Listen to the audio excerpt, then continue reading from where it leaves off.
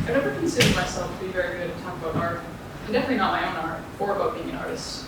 That's why it became pretty clear early on in my brainstorming process for this art talk that I wanted to talk about other artists. I spent a lot of my spare time listening to music. After having a constant fascination with the lives of musicians, I had to ask myself, why? What causes this preoccupation? So I tried to acquire some insight into what makes me and many others idolize musicians. This led me to the 27 Club. I once stumbled upon an art piece of the more famous members sitting at the diner. Janis Joplin sitting over $1 Million Smile next to Kurt Cobain and Jim Morrison, with Jimi Hendrix and Amy Winehouse standing behind them looking stoic as they share coffee and donuts. For a fraction of a second, I thought that the piece was really cool. My next thought was of how messed up my previous thought was. The 27 Club tells a tragic tale of artists taken far too young, which is nothing at all to glamorize or celebrate. Their smiling stoic faces also struck me, as if they were part of this elite club, like it was an accomplishment. How could I have ever thought that this club was cool? Gene Simmons of Kiss writes in his novel 27, I've seen articles and even heard industry people mention it the same way they might talk about the Soho House, a private, exclusive, members-only club. Incidentally, it's interesting to note that the fee for a Soho House membership is less for those under 27 specifically, as if turning 27 is a coming of age for the creative class. Robert Johnson is considered the founding member of the 27 Club, having died in 1938. He's considered one of the most inspirational blues artists ever, and many in the 27 Club cited him as a huge inspiration.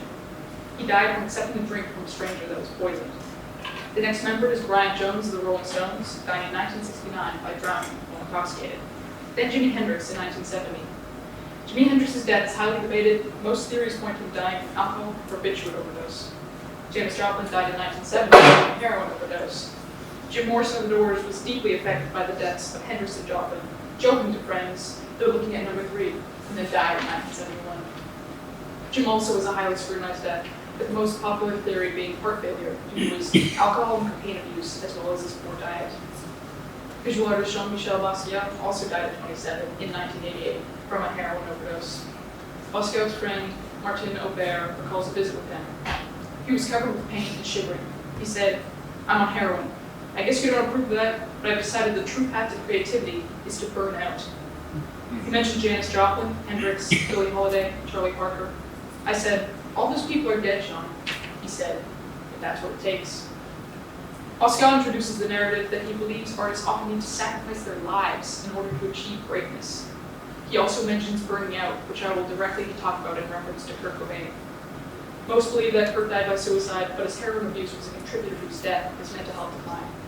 In Kurt's suicide note, he quoted the line from Neil Young's Hey Hey, My, the line being, it's better to burn out than to fade away.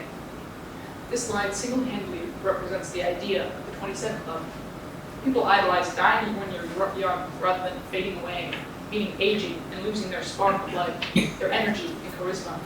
Like Jimi Hendrix's iconic stage presence, with his acts of playing his guitar with his teeth, or Jim Morrison's captivating lizard-like movements, earning him the name the Lizard King. He often did concerts while drunk or high on various drugs. An iconic moment in rock history was when Jim was arrested on stage after being on psychedelics and improvising a verse about the Oedipus complex. I would argue that many members were already fading away, with their substance abuse and declining mental health.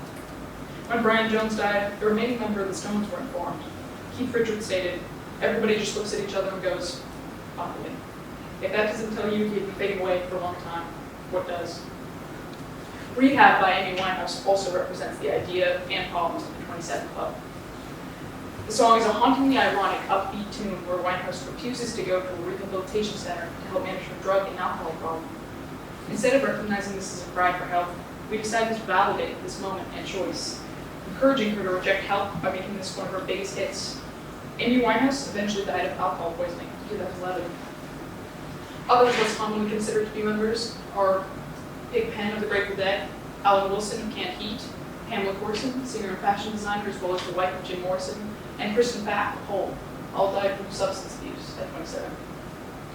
But the central question is this: did the members make great art because they suffered? Do any of these artists' personal issues necessitate good art or legendary status? Kurt's response is this.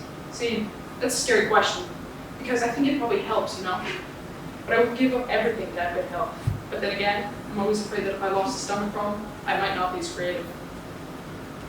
To stop glamorizing the 27 Club and to stop spreading the myth and the worship of young death, we must understand that mental health and substance abuse are the unsexy and unglamorous things that cause these deaths. If we worship, let us worship their lives, not their deaths. After my realization after seeing the diner piece, I knew I had to find a way to not glorify the idea. I wanted to show the truth, somehow represent the tragedy. So my idea for this piece is to make a miniature clubhouse common room. I had the image in my mind of making a Last Supper-inspired scene. Instead of food at the large dinner table, which will be displayed in the center of this common room, we will show all of their Last Suppers, being the substances that killed them. I will still include things to represent their lives as well, not just what ended up. If you're familiar with my miniatures, I add tiny details to represent the people that are supposed to be in the space. Some examples being Robert Johnson's signature hat, spray paint belonging to Jean-Michel, or sci-fi books that Jimmy might read. People idolize these figures because they're attracted to their all-or-nothing creative lifestyle. They don't necessarily consider that this often creates a lot of pressure, which causes mental health decline and substance abuse for many artists. With this piece, I hope to show the dark, tragic side of these artists and their stories, with hopes to change the perspective of people who might romanticize their deaths. I also hope, even though this piece has dark elements, to encourage people to make work about things that they love and that inspire them, or things that they have learned and come out the other side better for. Dwelling on the dark and making art that stems from it, lives in it, and feeds on it has not led to happiness in any of these artists, and it hasn't for me either. Thank you.